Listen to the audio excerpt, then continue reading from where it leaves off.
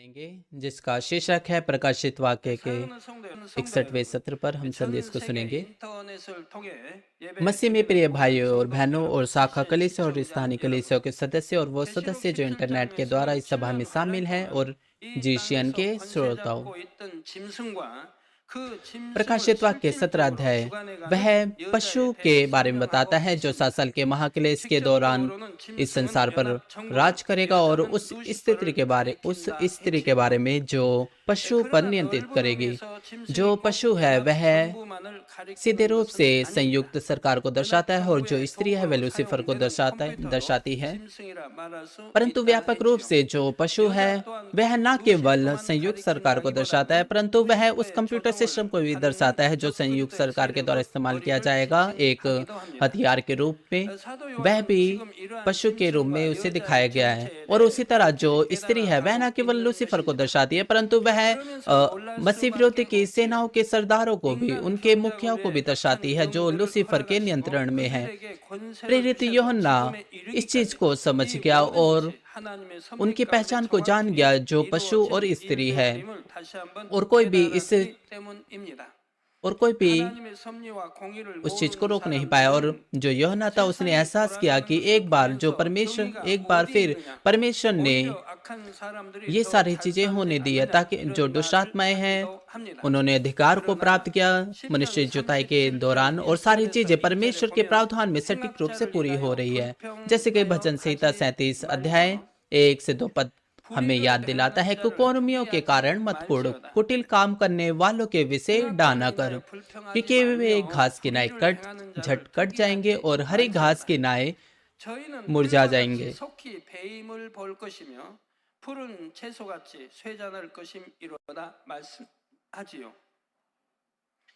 행악자와 불의를 행하는 자가 잘 되는 것 같지만 결과는 결코 그렇지를 않습니다.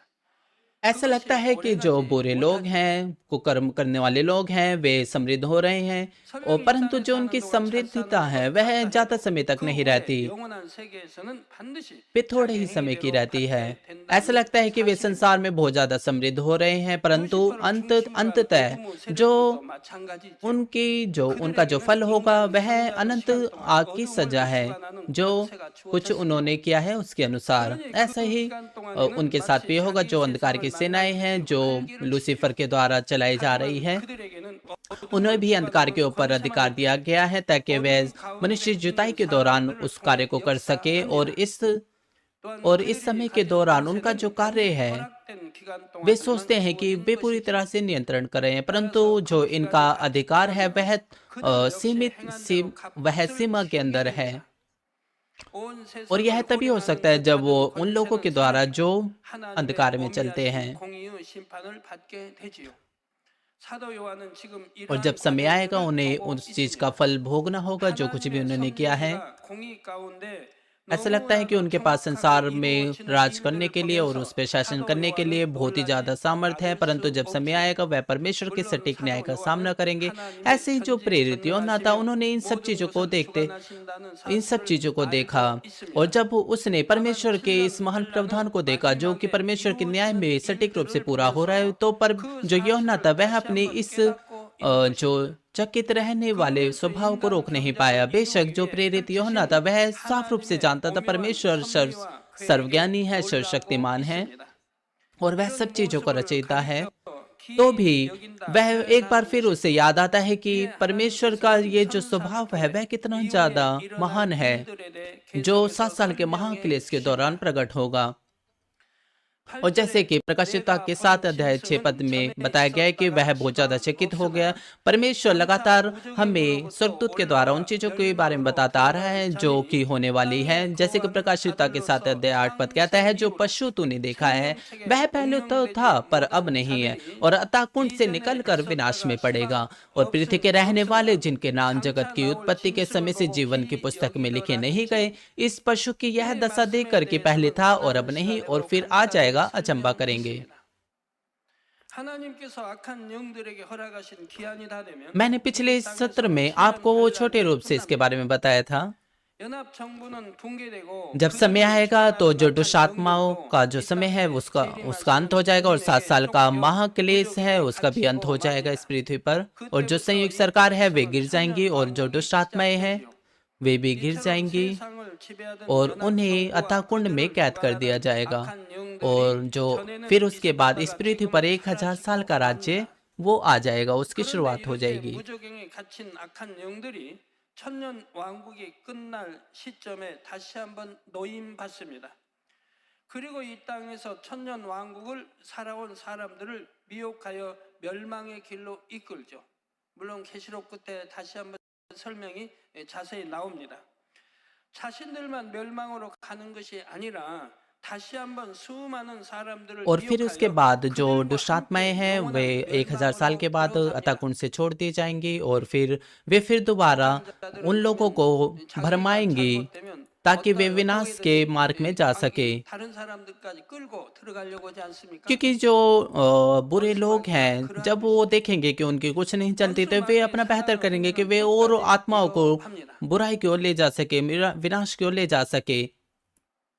और वे अंत तक वे इसे करेंगे। जो शत्रु दुष्ट शैतान है वे अपने इस कार्य को अंत तक करेंगे। उन्होंने आदम और हव्वा को भी अभिलाषा में डाला और उन्हें ऐसा होने दिया कि वे भले और बुरे ज्ञान के वृक्ष से खा सके और उन्होंने अब तक अनेकों लोगों को विनाश की ओर उनकी अगुवाई की है। 7 साल के महाक्लेश के दौरान और जब 1000 साल का जो राज्य है उसका अंत होगा और श्वेत सिंहासन से पहले जो शत्रु शैतान है वह लोगों को भरमाता है और पृथ्वी के रहने वाले जिनके नाम जगत की उत्पत्ति के समय से जीवन की पुस्तक में लिखे नहीं गए इस पशु की यह दशा देकर अचंभा करेंगे। इसका अर्थ है कि अनगिनत लोग जो बचाए नहीं गए हैं वे जो उद्धार को प्राप्त नहीं करेंगे वे शत्रु शैतान के अभिलाषा में पड़ जाएंगे। चूंकि शिष्य की शुरुआत के बाद से जो शत्रु शैतान है उन्होंने बहुत से तरीकों से लोगों को भरमाया है। अगर आप संसार से प्रेम करते हैं, अगर आपने इस संसार के जो जुड़ाव है उसको नहीं काटा तो फिर आप जल्द ही अभिलाषा में पड़ सकते हैं। आप अनुग्रह को खो देंगे, आपका जो विश्वास है वह कमजोर पड़ जाएगा और आप अपना विश्वास खो देंगे। आपको बहुत अच्छे से जानना है कि विश्वास क्या है और परंतु अगर आपका विश्वास वह शारीरिकता में जुड़ा हुआ है वह जल्दी बदल सकता है क्योंकि वो अभी तक सिद्ध विश्वास नहीं है। केवल जब आप संसार को निकाल फेंकेंगे और हर प्रकार की बुराई को निकाल फेंकेंगे तो जब आप आत्मा में आ जाएंगे तो फिर आप उद्धार तब कह सकते हैं कि आप अपने उद्धार को बनाए रख सकते हैं। अगर नहीं तो अगर आप यहाँ तक कि एक मिशन लीडर हैं, स्मॉल ग्रुप लीडर हैं, अगर आपकी विश्वास योग्यता के कारण आपको ये कार्य दिया गया है चर्च में परंतु आप नहीं जान पाएंगे कि आप कब अभिलाषों में पड़ जाएंगे। मान लीजिए अगर आप अभिलाषा में पड़ गए और अगर आपने पापों को किया तो परमेश्वर ने एक रेखा को बना रखा है। अगर आप उस रेखा को पार कर देंगे अपने पापों के कारण तो फिर आपको ये आवश्यक है जानना कि आपके लिए कोई उद्धार नहीं, आपको पश्चाताप का आत्मा नहीं दिया जाएगा। और जब आप आज घर जाएंगे तो आपको इब्रानियों 6 अध्याय और 10 अध्याय दोबारा पढ़ना है। ये ऐसा ही है प्रभु को दोबारा क्रूस पर चढ़ाना और उसे प्रकट में उस पर कलंक लगाना। यह उन लोगों से अलग है जिनके पास विश्वास नहीं है, परंतु अगर आप विश्वास का अंगीकार करते हैं और प्रभु को फिर दोबारा क्रूस पर उड़ाते यानी कि प्रभु को फिर दोबारा क्रूस पर चढ़ाते हैं और लगातार पापों को करते हैं तो फिर यहाँ तक कि फिर आप विनाश के मार्ग पर जाएंगे और आप अंततः उस रेखा को पार कर देंगे जिसे परमेश्वर ने बना रखा है। और परमेश्वर के पास कोई चुनाव नहीं होगा, वह केवल अपना मुख आपसे फेर लेगा और आप शत्रु शैतान के द्वारा उस दोष को प्राप्त करेंगे और यही न्याय है। और इस कारण से बहुत से जो लोग हैं वे आज भी मृत्यु के मार्ग की ओर जा रहे हैं। और 7 साल के महाक्लेश के दौरान जो संयुक्त सरकार है वह न केवल अकेला वो पशु के रूप में दर्शाया गया है परंतु जो शत्रु शैतान है वह इतिहास में बहुत से बिंदुओं पर अलग अलग प्रकार के पशुओं के रूप में प्रकट हुए हैं। जो पशु है वह शाब्दिक रूप से इसका अर्थ यह नहीं कि वह जानवर के समान होगा। जो पशु है वह उन सारी सेनाओं को दर्शाता है जो शत्रु शैतान के सेवकों के रूप में कार्य करता है, जो परमेश्वर के विरोध में खड़े होते हैं। और जो पशु हैं और जो शत्रु शैतान के जो सेवक है वे परमेश्वर के विरोध में खड़े होते हैं और उसके राज्य को चैलेंज करते हैं, विश्वासियों को मारते हैं, उन्हें सताते हैं और वे इस तरह की बुराई करते हैं। जैसे कि दूसरे कोरिन्थियों 11 अध्याय 14 से 15 पद हमें चेतावनी देता है। यह कुछ अचंभे की बात नहीं, क्योंकि शैतान आप भी ज्योतिर्मय स्वर्गदूत का रूप धारण करता है। सो यदि उसके सेवक भी धर्म के सेवकों का स्वरूप धरे तो कुछ बड़ी बात नहीं, परंतु उनका अंत उनके कामों के अनुसार होगा। इसलिए हमें सब चीजों को सत्य के द्वारा समझने की आवश्यकता है और हमें उनके फलों के द्वारा उन्हें जांचना चाहिए। मत्ती 7 अध्याय 18 से 20 पद में यीशु ने कहा, अच्छा पेड़ बुरा फल नहीं ला सकता। क्या आपने कभी देखा है कि अच्छा फल बड़े यानी कि बुरे फल को उत्पन्न करता है? क्या जो सेब का पेड़ है वह बुरे फल को उत्पन्न करता है, या फिर अंगूर की जो दाखलता है वह बुरे फलों को उत्पन्न करती है? जो फलों का पेड़ है वह फलों को उत्पन्न करता है और जो आड़ू का पेड़ है वह अच्छे आड़ू को उत्पन्न करता है।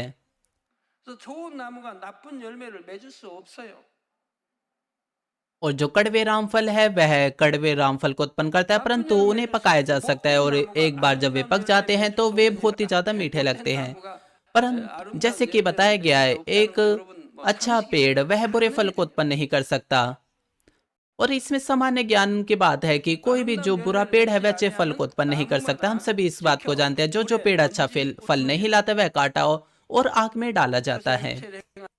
इसलिए वे लोग जो शरीर के कार्यों को करते हैं उन्हें छोड़ दिया जाएगा। क्यों? क्योंकि वे बहुत ही ज्यादा बुरे पेड़ हैं।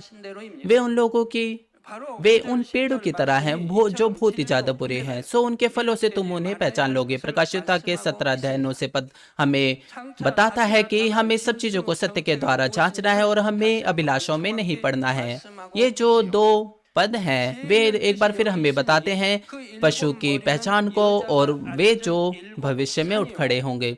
प्रकाशिता के 17 अध्याय 9 से 10 पद कहता है, उस बुद्धि के लिए जिसमें ज्ञान है यही अवसर है। वे 7 सिर पहाड़ हैं और जिन पर वह स्त्री बैठी है, और वे 7 राजा भी हैं। 5 तो हो चुके हैं और एक अभी है और एक अब तक आया नहीं, और जब आएगा तो कुछ समय तक उसका रहना भी अवश्य है।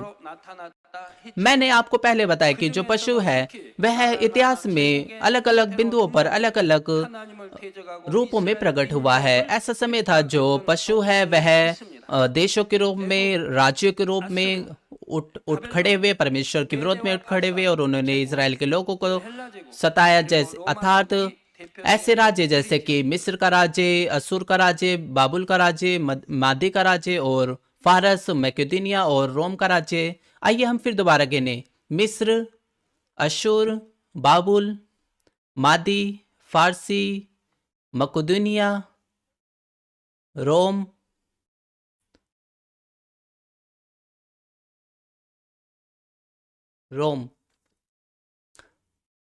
ये कितने हैं? हमने 6 तक गिना है। जो संयुक्त सरकार है जो कि 7 साल के महाक्लेश के दौरान प्रकट होगी,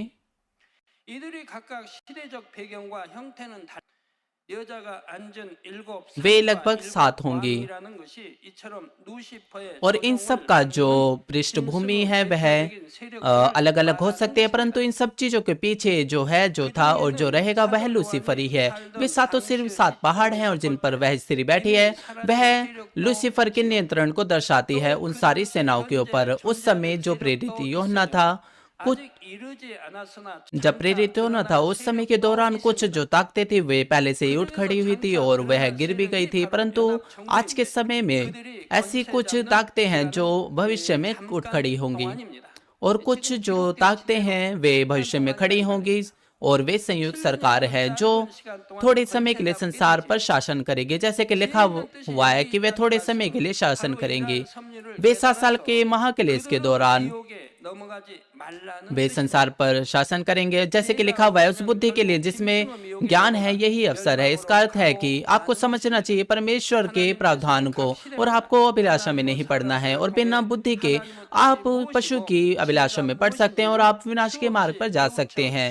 और कुछ इतिहास के द्वारा कुछ अलग अलग बिंदुओं पर परमेश्वर ने अपने लोगों को इस्तेमाल किया ताकि वे उसकी इच्छा को प्रकट कर सके और उसकी बुद्धि को प्रकट कर सके समय दर समय। जैसे कि नीति वचन 9 अध्याय 10 पद कहता है, यहोवा का भय मानना बुद्धि का आरंभ है और परम पवित्र ईश्वर को जानना ही समझ है।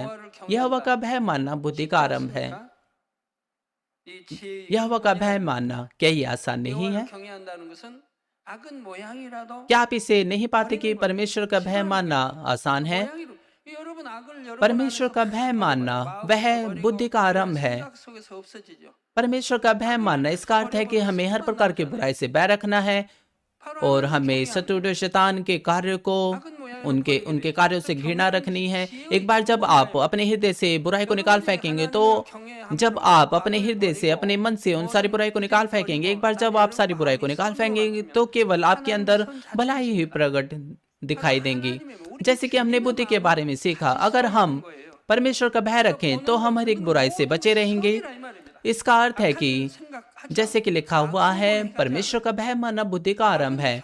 परमेश्वर खुद में भलाई है। एक बार जब आप हर प्रकार की बुराई से बचे रहेंगे और अपने आप को हर प्रकार के असत्य से दूर कर देंगे, तो आपका जो हृदय है वह भलाई में बदल जाएगा और आप हमारे प्रभु के हृदय के यानी कि उसके समान बन जाएंगे, उसके हृदय के समान बन जाएंगे। और सारी चीजें जो कुछ आप सुनेंगे देखेंगे वो भलाई की होंगी और आप अपने हृदय में बुराई को नहीं रखेंगे, न ही आप बुरे कार्य को करेंगे, और यही बुराई का अंत होगा।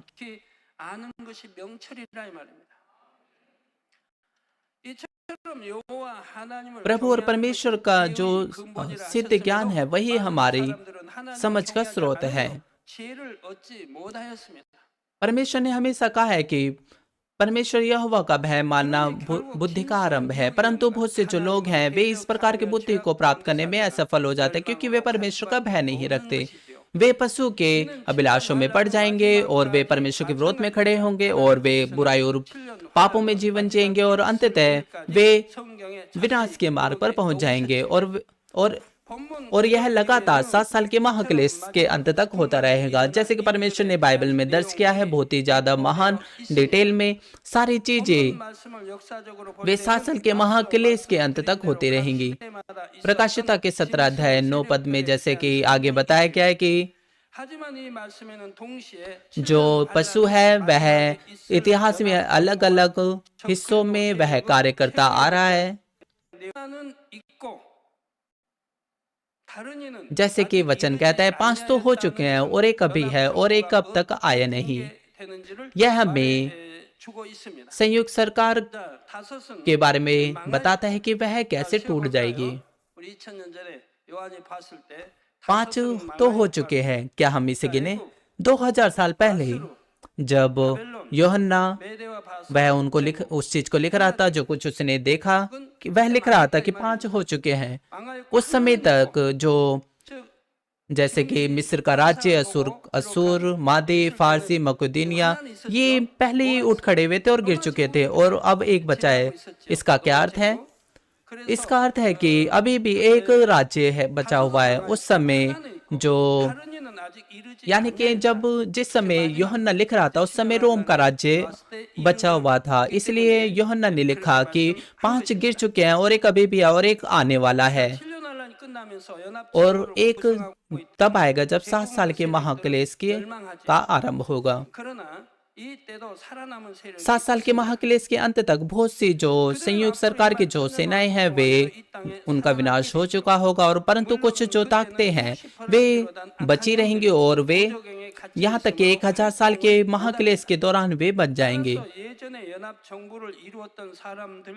और इस दौरान जो दुष्टात्माएं हैं लूसीफर के साथ उन्हें अताकुंड में डाल दिया जाएगा। इसी कारण से जो बुरे लोग हैं उनकी जो बुराई है वह भड़क नहीं पाएंगी। यहाँ तक कि उनकी जो बुराई है वह अंदर ही दबी रहेगी। उनके जो बुरे जो स्वभाव है वह बाहरी रूप से प्रकट नहीं होंगे। जो दुष्ट आत्माएं हैं और उसके साथ जो लूसीफर है वे एक बार फिर 1000 साल के अंत में उन्हें छोड़ दिया जाएगा, ताकि फिर जो लोग हैं वे फिर दोबारा वे भड़काए जाएंगे और वे परमेश्वर के विरोध में खड़े होंगे। और जब 7 साल का महाक्लेश का अंत होगा, जो संयुक्त सरकार है वह गिर जाएगी और 1000 साल का जो राज्य है वह उसकी शुरुआत होगी। और जो मसीह विरोधी की सेनाएं हैं उन्हें जीवित रखा जाएगा। और इसके बाद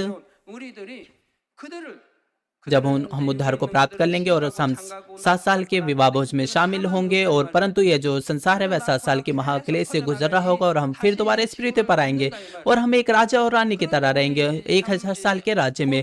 वे जो शारीरिक लोग होंगे वे शादी करेंगे, वे बच्चों को पैदा करेंगे, परंतु उस समय कोई भी मृत्यु नहीं होगी। इसलिए जो पृथ्वी है वह फिर दोबारा लोगों से भर जाएगी। जबकि जो परमेश्वर के संतान हैं जिन्होंने उद्धार को प्राप्त किया है वे पूरी तरह से आत्मिक जो देह है उसमें बदल जाएंगे, क्योंकि शारीरिक लोगों के पास इस प्रकार की देह नहीं होंगी।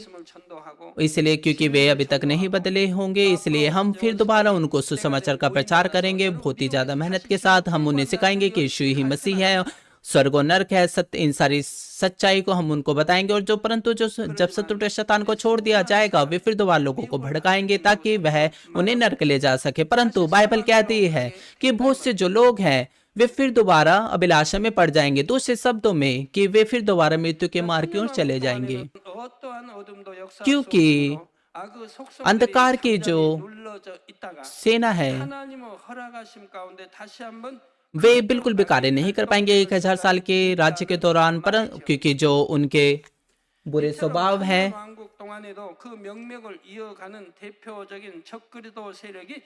वे कार्य नहीं करेंगे। परंतु परमेश्वर जब समय आएगा, परमेश्वर होने देगा कि उनकी जो बुराई है वह भड़काई जा सके, और फिर बहुत से जो आत्माएं हैं वे नरक की ओर चली जाएंगी। प्रकाशिता के 17-11 पद कहता है, जो पशु पहले था और अब नहीं वह आप 8वां है और उन 7 में से उत्पन्न हुआ और विनाश में पड़ेगा।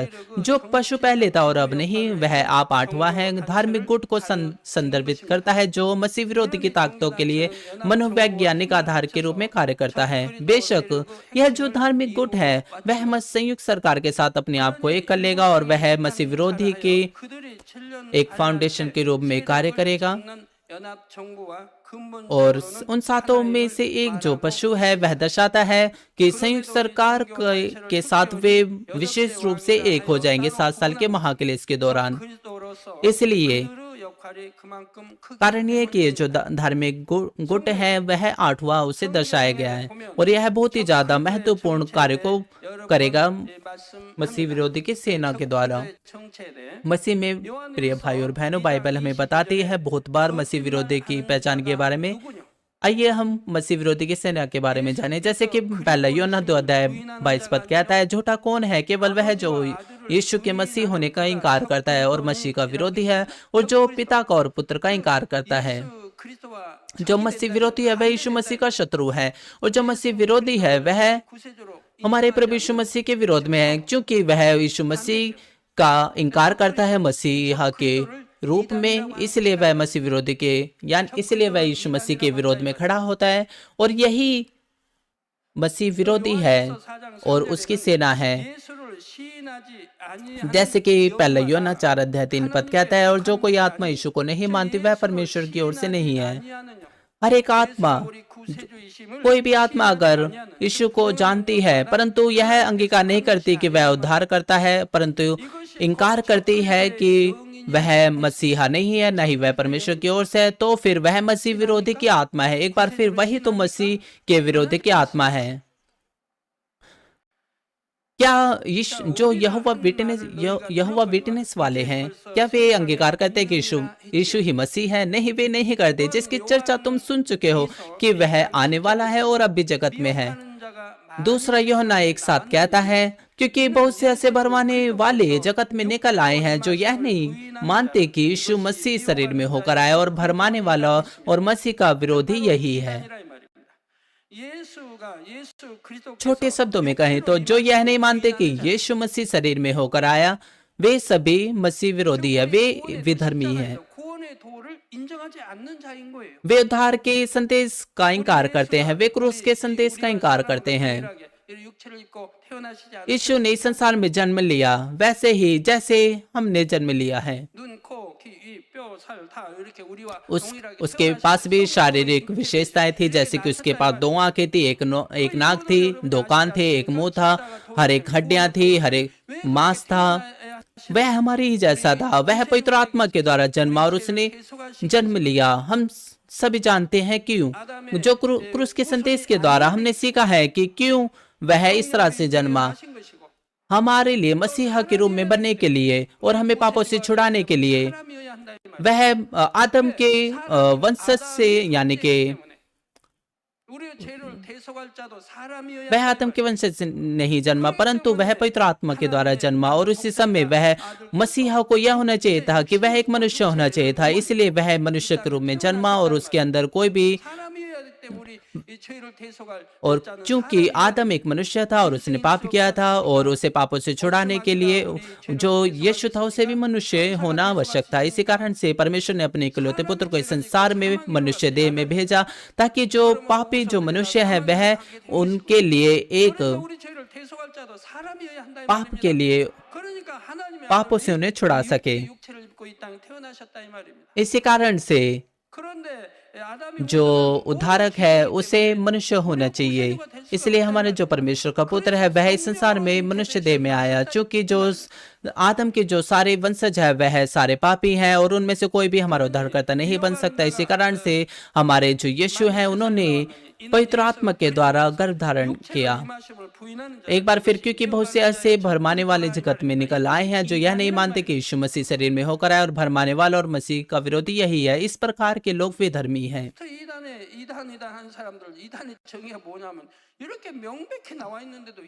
अगर आप लोगों से पूछे कि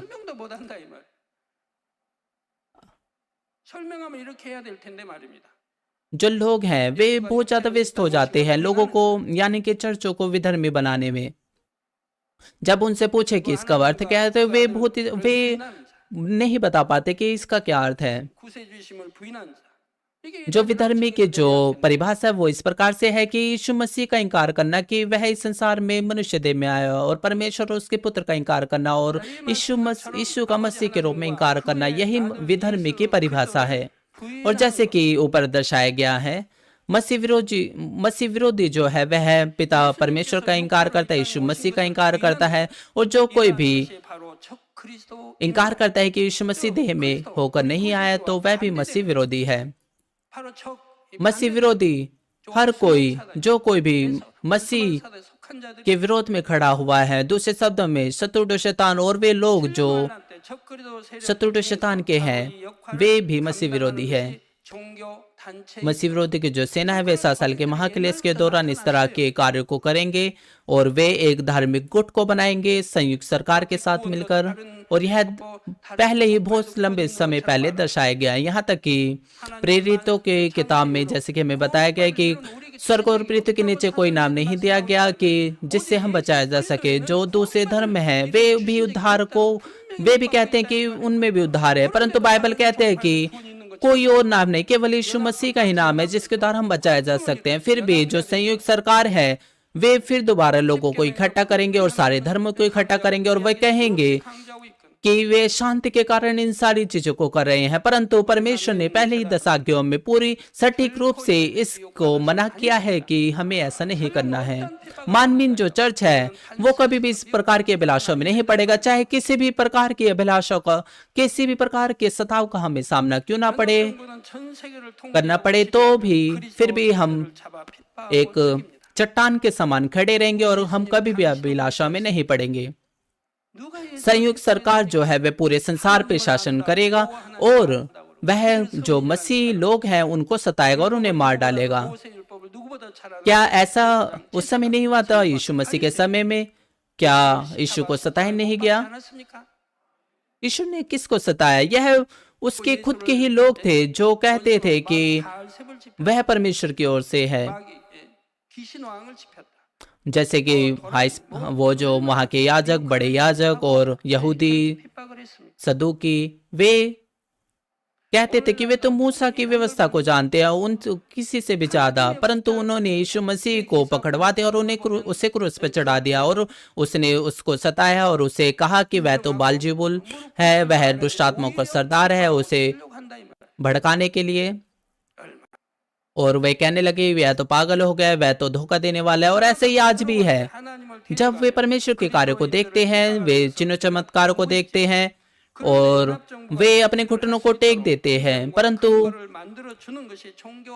परंतु जो लोग हैं वे और भी ज्यादा इससे ज्यादा बढ़कर जो लोग हैं वे लोगों को सताने में, परमेश्वर के जनों को मारने में लगे रहते हैं। तो यह इनका जो कार्य वह कितना मूर्खतापूर्ण है।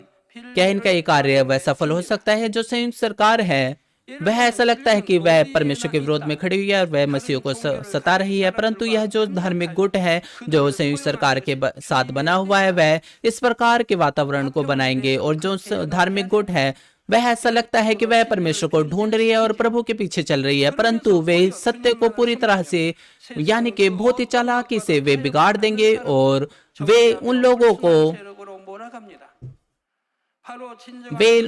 ऐसे दिखाएंगे कि वे प्रभु और परमेश्वर में विश्वास करते हैं ताकि वे उनकी ओर आ सके और फिर बाद में उन्हें सताएंगे।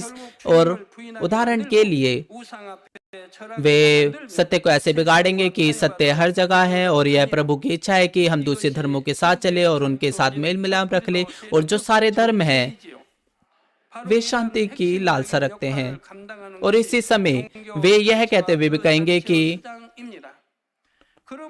वे लोग जो केवल प्रभु के पीछे चलते हैं वे तो अशुद्ध लोग हैं और वे संसार के साथ समझौता भी नहीं करते। वे इस तरह से वे प्रभु के लोगों को अशुद्ध लोग कहेंगे।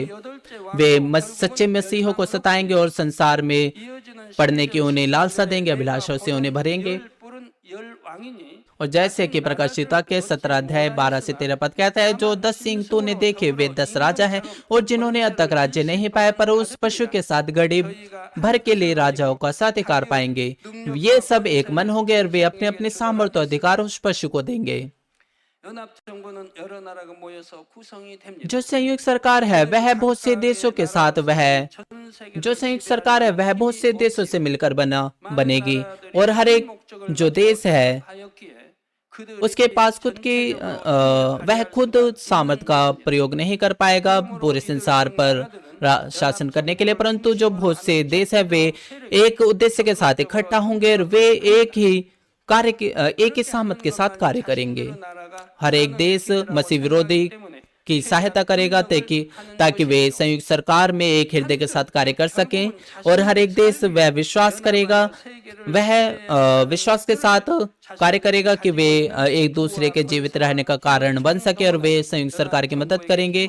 जैसे न कैसे किसी भी तरीके से वे हर एक कार्य को करेंगे ताकि वह धन संपत्ति और अधिकार को प्राप्त कर सके, क्योंकि जो देश हैं वे पूरी तरह से संयुक्त सरकार के द्वारा उन्हें सपोर्ट किया जाएगा, उन्हें मदद दी जाएगी और उन्हें बहुत ही ज्यादा महान अधिकार दिया जाएगा ताकि 7 साल के महाक्लेश के दौरान वे बहुत ही ज्यादा प्रभाव डाल सके। परंतु उनका जो ये अधिकार और सामर्थ्य है वह थोड़े ही समय के लिए होगा और उनकी जो सामर्थ्य है वह 7 साल के महाक्लेश के बाद वह खत्म हो जाएगी। प्रकाशिता के 17 अध्याय 14 पद कहता है, ये मेमने से लड़ेंगे और मेमना उन पर जय पाएगा क्योंकि वह प्रभु का प्रभु और राजाओं का राजा है। जो बुलाए गए और चुने हुए और विश्वासी उसके साथ है वे भी जय पाएंगे।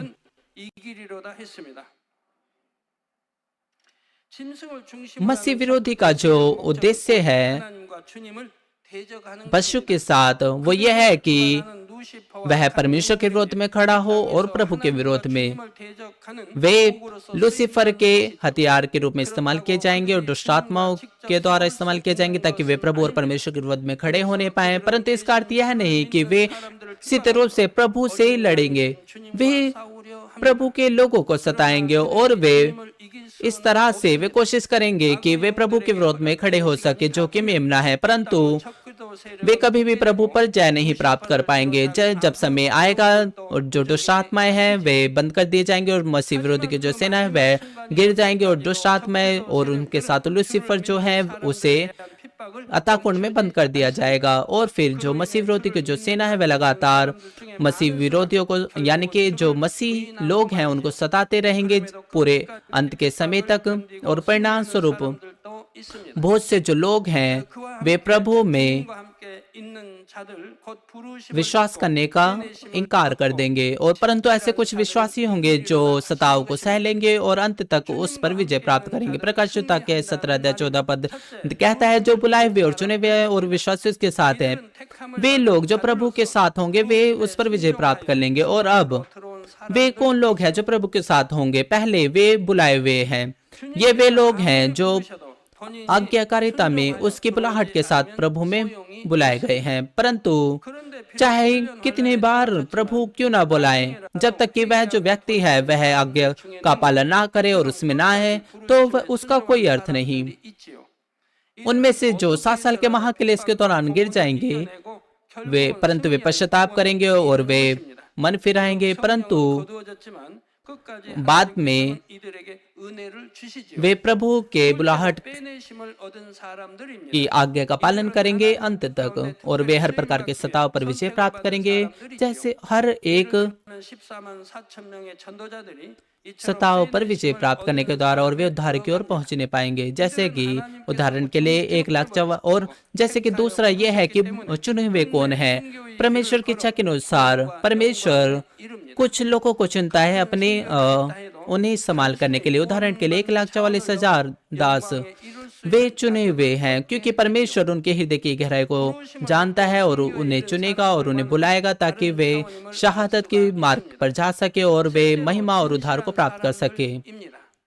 वे शहादत के द्वारा वे उद्धार को प्राप्त करेंगे और वे अनंत महिमा के स्थान में पहुंचने पाएंगे। और तीसरा है विश्वास योग्य। ये वो लोग हैं, ये वो लोग हैं जो ना ही झूठे हैं, ना ही बुरे हैं, ना ही अधर्मी हैं। उन्होंने प्रभु में विश्वास नहीं किया क्योंकि वे प्रभु को नहीं जानते थे, ना ही सत्य को जानते थे। परंतु जब वे सत्य को जानते हैं, जब वे सत्य को जानेंगे तो वे पूरी तरह से अलग व्यक्ति बन जाएंगे। उनका जो हृदय है वह सत्य से भरा हुआ है, और उसी क्षण जब वे सत्य को जानेंगे तो वे अपने जीवन को भी नहीं रख छोड़ेंगे अपने सत्य के मार्ग के चलने की ओर। जैसे कि 2 गवाह एक उदाहरण है। बेशक जो दो गवाह हैं वे जानते हैं, वे विश्वास करते हैं प्रभु में, परंतु वे परमेश्वर के विशेष अनुग्रह में वे इस पृथ्वी पर रह जाएंगे। चूंकि उनका जो हृदय वह विश्वास योग्य होगा, वे परमेश्वर के कार्य को पूरा करेंगे अंत तक और हर प्रकार के सताव को वे पार करेंगे। और उनका ये जो बोझ है इस कार्य को पूरा करना वो बहुत ही ज्यादा महान है, परंतु उन्हें बहुत ही ज्यादा कड़ा सताव से गुजरना पड़ेगा। हम लगातार अगले सत्र में इस बारे में देखेंगे। आइए मैं आपको इस संदेश का निष्कर्ष दूंगा। मसीह में प्रिय भाई और बहनों, जो प्रकाशिता की ये जो सीरीज है वह है अब 7 साल के महाक्लेश के अंत की ओर जा रही है। आप क्या महसूस करते हैं हर एक सत्र में जो कुछ भी आपने संदेश में सुना है? आपको यह सोचना चाहिए और समझना चाहिए कि मैं और भी ज्यादा जागृत होऊंगा, मैं और भी ज्यादा विश्वास योग्य होऊंगा, मैं और भी ज्यादा आत्मा के स्तर में जाऊंगा और भी ज्यादा संपूर्ण आत्मा में जाऊंगा।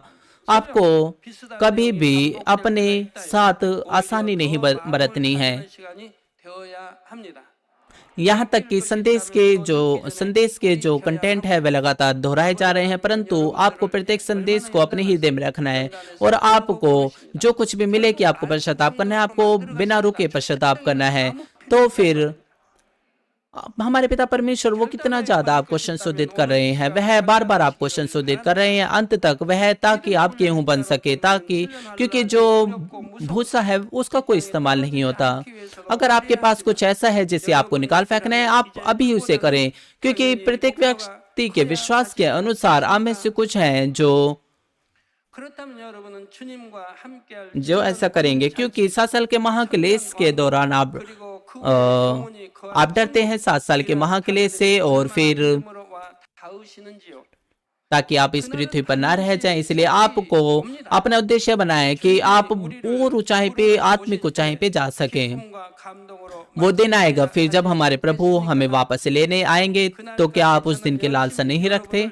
인도에 मैं उस दिन के लिए अपना बेहतर करूंगा, 도 낙오되지 않고 따라오시기를 अपने जीवन की अगुवाई और भी ज्यादा ऊंचे पद पे करूंगा। मैं आप सभी से आशा करता हूं कि आप में से कोई भी पीछे न रह जाए। अगर हो सके 좀 죄송한 표현이지만 मैं चाहता हूं कि मैं आप सभी को, प्रत्येक सदस्य को मैं स्वर्ग ले जा सकूं, 낙오됨이 없이 आपके नाक में नकेल डालकर आपको स्वर्ग ले जा सकूं और आप में से कोई भी पीछे ना रह जाए। यह मेरी इच्छा है, 소원이 꼭 이루어져서 신랑 되신 주님 होने पाए कि ये जो मेरी इच्छा है वह पूरी होने पाए और आप में से हर कोई प्रभु यीशु मसीह की सुंदर दुल्हन के रूप में उठ खड़ा होने पाए। यीशु मसीह के नाम से मैं प्रार्थना करता हूँ, आमीन। आइए हम संदेश पर विचार करते हुए हम प्रार्थना करेंगे। 7년 환란에 대해서 적기류도에 대해서 연합정부에 대해서 귀한 말씀을 들었습니다. 하나님의 섭리가 공의 가운데 정확하게 이루어지는 것을 귀한 말씀을 들었습니다. 저희들 아버지 껴있게 하시고 근심케 하여 주셔서 주님과 함께하는 사람들이 될 수 있도록 도와주시기를 원합니다. 부르심을 잊고 순종하는 사람, 빼내심을 얻은 사람들, 진실한 사람들이 되기 위해서 우리가 세상에 대해서 아버지 악에 대해서 다 벗어버리게 하여 주시고 진리의 말씀으로 무장하고 능력받아서 저천국 세상까지 함께 갈 수 있는 목자의 말씀으로 다 이루어질 수 있도록 능력 주시고 충만함으로 함께 주옵소서. 주여 감사합니다. 우리 주 예수 그리스도 이름으로 기도하옵나이다. 아멘. प्रभु यीशु मसीह के नाम से मैं प्रार्थना करता हूँ, आमीन। आइए हम सीनियर पास्टर की प्रार्थना को ग्रहण करेंगे। कृपया अपना हाथ अपने बीमारों को पर रखिए। यदि आप बीमार नहीं हैं तो आप अपना हाथ अपनी छाती पर रखिए अपनी हित की इच्छा को प्राप्त करने के लिए। हालेलुया। सर्वशक्तिमान प्रेमी पिता परमेश्वर, कृपया अपना हाथ सभी दर्शकों पर रखिए जो इस प्रार्थना को ग्रहण कर रहे हैं। अपना कार्य प्रकट कीजिए, समय और दूरी को मिटाते हुए जो इस प्रार्थना को शाखा कलीसिया, स्थानीय कलीसिया और सभी जी संसोता और जो पूरे संसार में सैटेलाइट केबल और इंटरनेट पर इसको देख रहे हैं, उनके हृदय में विश्वास को बोइए। नकारात्मक विचार शक्ति सेना को निकाल दीजिए। सभी तरह के दुख और क्लेश उन्हें छोड़ के चले जाएं। पवित्र आत्मा क्रिया के द्वारा सिर से लेकर पैर तक कोशिकाओं को, तंत्रिकाओं, सभी अंदरूनी अंगों, आंतों सहित उनके बीमार भावात्मक अंगों को जला दीजिए। शिष्य की ज्योति उन पर आने पाए। मैं यीशु मसीह के नाम से आगे देता हूँ, शत्रु शैतान सब जीवाणु विषाणु दुर्बलताएं दूर हो जाए। ज्योति उन पर चमके। उनके असाध्य दीर्घकालीन रोग पवित्र आत्मा क्रिया के द्वारा जला दीजिए। सभी प्रकार की महामारियां फैलने वाले रोग जैसे मलेरिया जला दीजिए। सभी संक्रामक रोग जैसे जुकाम, बुखार उनसे दूर हो। पिता उन्हें हर प्रकार के जीवाणु, विषाणु, बैक्टीरिया से सुरक्षित दीजिए। उनके सभी प्रकार के कैंसर, पेट के कैंसर, फेफड़े के कैंसर, जिगर के कैंसर, छाती के कैंसर, गर्भ के कैंसर, सभी प्रकार के दूसरे रोग जैसे एड्स, रक्त का कैंसर, दिमागी रक्तघात, उच्च रक्तचाप, धीमा रक्तचाप, फेफड़े के रोग, मधुमेह के रोग, स्त्री रोग, थायराइड के रोग, सभी प्रकार के सूजन, जलन से चंगाई दीजिए। पोलियो, सदमे, गठिया, हर्निया, टेटिस, दूसरे बहुत से रोगों से ठीक कीजिए। सभी प्रकार के दर्द उनसे दूर हो। पेट दर्द, सिर दर्द, मानसिक रोग गायब हो जाएं। मिर्गी, स्वालीनता, उदासी, तंत्रिका रोग, सभी प्रकार की दूसरी बीमारियों से आजाद कीजिए। सभी प्रकार के लकवे के रोगों से आजाद कीजिए। वे उठे, चले और कूदें। कमजोर आंखें ठीक हो जाए, कान सामान्य हो जाए। वे अंधे देखने लगे, बहरे सुनने लगे और गूंगे बोलने लगे।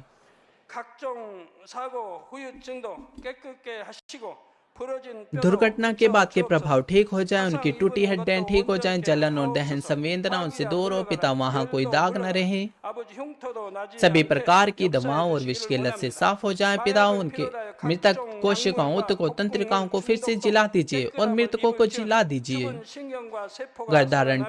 गर्भधारण की आशीष प्राप्त करें। कृपया वे गर्भधारण की आशीष उन्हें दीजिए।